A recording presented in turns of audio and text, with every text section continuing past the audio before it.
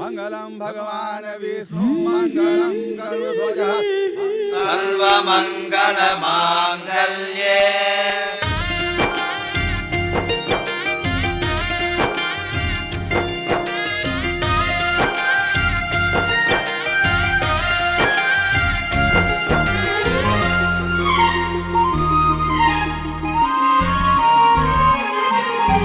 शुभ मंगल ई बेरा तोहे संग लेके फेरा।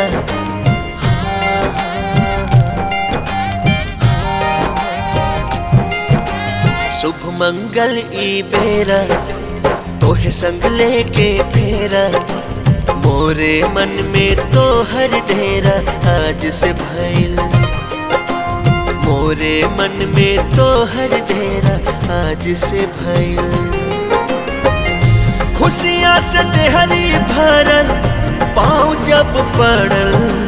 घर में तोहर बसेरा बड़ भाग से भइल। मन में तोहर डेरा आज से भइल।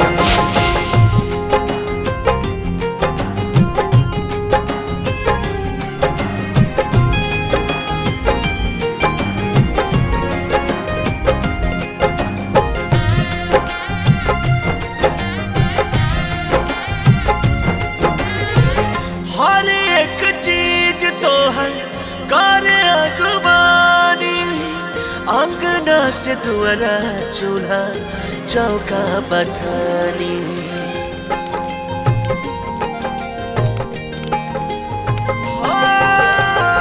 हर एक चीज तो हर करे अगवानी। अंगना दुआरे चूल्हा चौका बथानी। रहे सब खाली खाली भइल हरियाली। हमरा जीवन में अइला के बाद से भइल। घर में तोहर बसेरा बड़ भाग से भइल।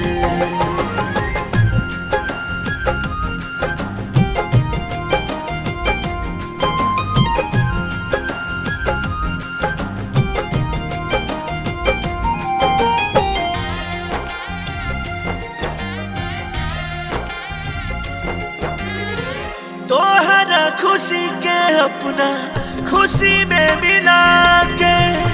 दिल के दिया रखा राखब सजा के।